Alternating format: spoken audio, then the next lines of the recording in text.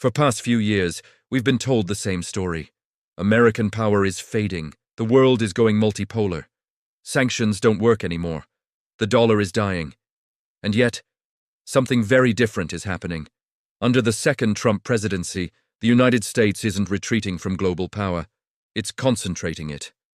Not through aircraft carriers, not through invasions, but through something far more subtle. It's weaponizing the plumbing of global energy. The oil war has already begun. It just doesn't look like one. Let us look at the 3 pressure points. Let's strip away the rhetoric and look at the structure. There are 3 countries sitting at the center of this strategy: Russia, Iran, Venezuela. Together they produce roughly around 20 to 25 million barrels of crude oil per day. But production isn't the key. The key is this. These 3 countries provide a disproportionate share of discounted oil to China, and that changes everything. Russia produces about 9 to 10 million barrels per day. It exports around 7 to 8 million in crude oil and petroleum products. Since 2022, China has absorbed roughly 2.3 to 2.5 million barrels per day of Russian crude, much of it discounted. That discount is not trivial. It supports Chinese refinery margins. It cushions industrial costs. It strengthens China's export competitiveness. Iran, on the other hand, produced roughly around 3 to 3.5 million barrels per day. Exports fluctuate between 1.3 and 1.8 million barrels per day, depending on how strict enforcement is. And the overwhelming majority of that oil goes to China. Much of it leaves through Kharg Island, the central artery of Iranian exports. Venezuela produces about 700,000 to 900,000 barrels per day. Its export capacity depends almost entirely on American sanctions tolerance. China remains a key destination, directly or indirectly. Add it all up, China is absorbing somewhere between 4.5 and 6 million barrels per day from these 3 sanctioned producers. China imports about 11 to 12 million barrels per day total. So nearly half of its imports are tied to countries vulnerable to American enforcement pressure.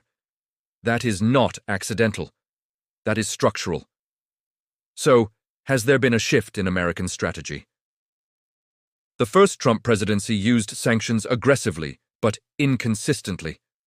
This time feels different. This isn't about punishing bad actors. It's about controlling optionality in global supply. The United States still dominates. Dollar clearing systems, global maritime insurance, reinsurance markets, secondary sanctions enforcement, shipping compliance infrastructure, energy finance channels. Oil doesn't just move physically, it moves legally, financially, contractually. Tankers need insurance, cargoes need letters of credit, banks need dollar clearing. Even if a barrel never touches American soil, it likely touches American-linked infrastructure somewhere in the chain. The United States doesn't need to seize oil fields, it just needs to tighten the valves. So let's be crystal clear. The strategic competitor in Washington isn't Moscow. It isn't Caracas. It isn't even Tehran. It's Beijing. China imports roughly 70–75% of the oil it consumes.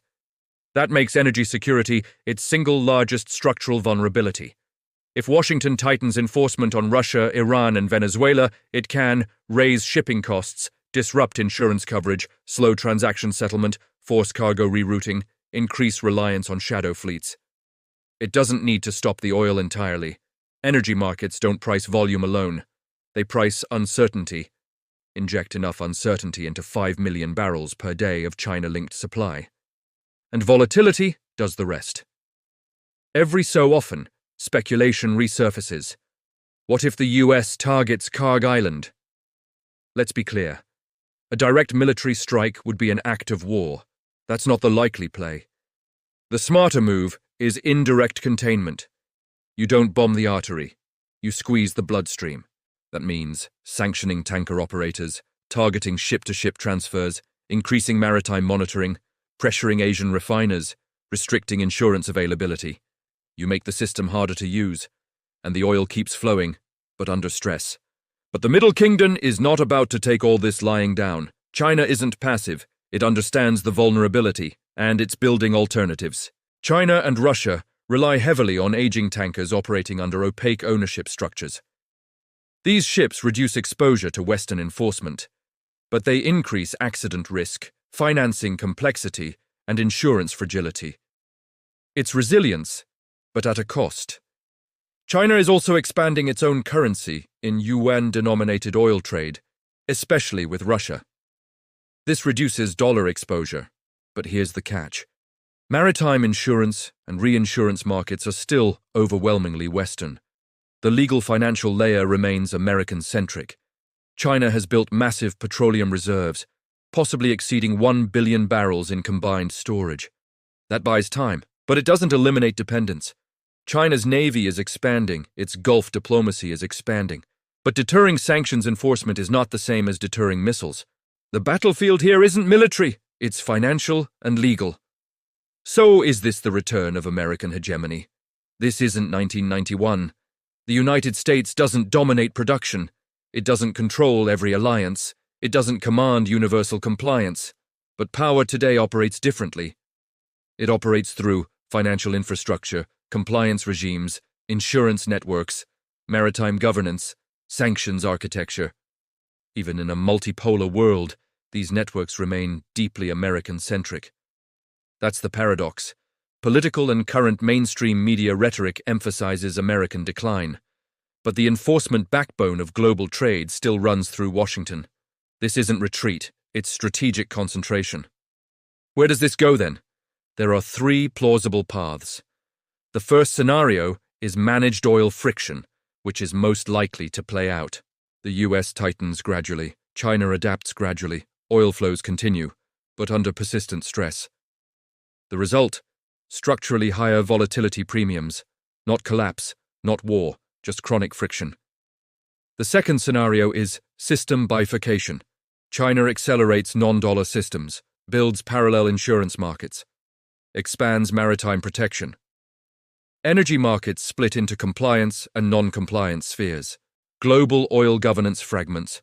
The final scenario is strategic bargain. Trump leverages pressure for transactional concessions. Selective sanction relief in exchange for geopolitical trade-offs. Flexible hegemony, not ideological, transactional.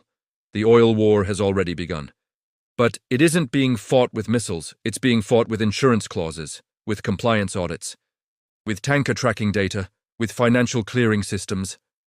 The United States doesn't need to dominate production, it needs to influence flows. And flows determine power. Multipolarity may be the destination. But for now, the journey still runs through Washington.